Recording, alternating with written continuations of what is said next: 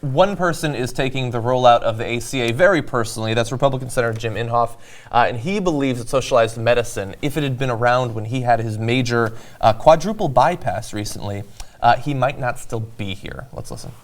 They said, your colon is fine, but you're just about to die. Your heart's just about going. Wow. Aaron, I had 100% block in 2 arteries, 90% in 2 arteries, and 75 and other percentages lower than that. And so they said that it was questionable as whether or not I could even make it to the operating table, which I did. They opened me up, and they did it. Now, the point I want to make is this, and I said this on the Senate floor, but I wasn't talking about me because it hadn't happened to me. But I said, you know, a person can find out here in the United States that he has this emergency situation where he's got to have an immediate heart surgeon. And if you're in a country other than the United States, a lot of them, you can't get it done. In my case, with my age, it would have been about a 6-month wait because I hadn't had a heart attack. And so the message there is that, you know, I say this to all of your American listeners, let's hold on to what we've got here. And, you know, you're talking to someone right now who probably wouldn't be here if we had socialized medicine. Going by that picture, I am shocked that he has not had a heart attack. Yeah, that's amazing. That's a good point. Also, that he was in for a colonoscopy, but they found my heart. But where were they looking? Where does he keep his heart? They went very deep. No. Yeah, so he's wrong in so many different ways. Right. One, the continuing the myths about what actual socialized medicine is actually like and how just people are just dying from routine things constantly. The idea that he wouldn't have gotten care. First of all, I have no idea what his income is. I have a feeling he's pretty well off. I think that he would have gotten health care. Yeah. He's got health care now. He'll the have health government. care afterwards, and he'll be unaffected in any way, shape, or form by Obamacare, which is true for 80% of the people who have health care right now. Yeah. That's it. No change at all. Ironically, Senator, you would have a better chance of getting killed by climate change than Obamacare. But I don't think he'll believe you there. Yeah, he's a prominent climate care denier. Yeah. But, he's the most prominent. So if you remember when Glenn Beck had to go to the hospital, I think it might have been something testicular or something like that, he recorded this vlog basically of him like, I understand how bad the system is now having to go through this. I feel for the people who don't have insurance. And it was this nice moment of real empathy that he immediately forgot about afterward. And Inhofe could have gone through this experience and like been so appreciative of the fact that he had health care, he was able to deal with it, and he could have come out of it with some empathy. But instead he goes in this direction. Does he think that all of these people who don't have health care prior to the ACA launching were better off?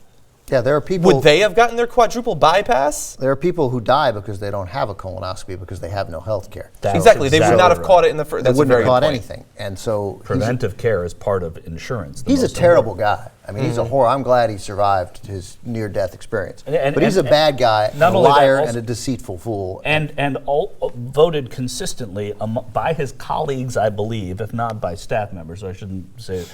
As the dumbest senator. Really? I'm not making that up. Like, he is voted the dumbest senator. He's dumb as a post and cruel and, and just, I mean, aggressively wrong. Again, to not get the point, your point about empathy, John, to not get that this law is designed so that somebody else at 58 years old goes in for a colonoscopy and they find something, let alone something in the colon that allows them to treat that. Yeah. It saves lives. That's the only thing it's going to do. And also, I'd like to point out that every single person who has that experience always tells the story. And I hope it never happens to me or people I love, but they're always, the doctors told me I wouldn't make it to the operating room. My heart was so bad, I don't know if we can get you down to the ambulance. It was a triple stroke. It was a triple stroke, right. Everybody's always overinflating their near-death experience. Well, nobody tells that story when the doctor was right.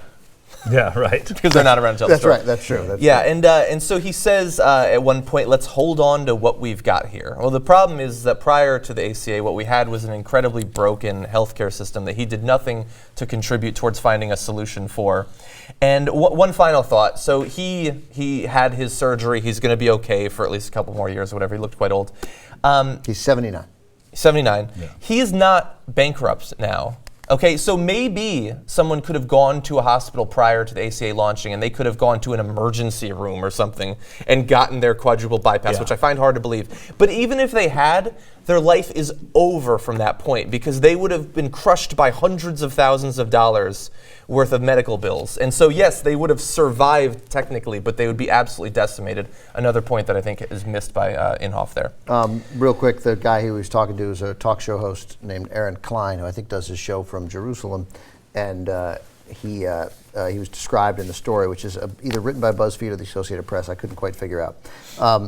As journalist Aaron Klein, but just for the record, this is a guy who wrote, as I thought he had, the Manchurian president Barack Obama's ties to communist, socialists, and other anti-American extremists. I mean, he's not a journalist. No.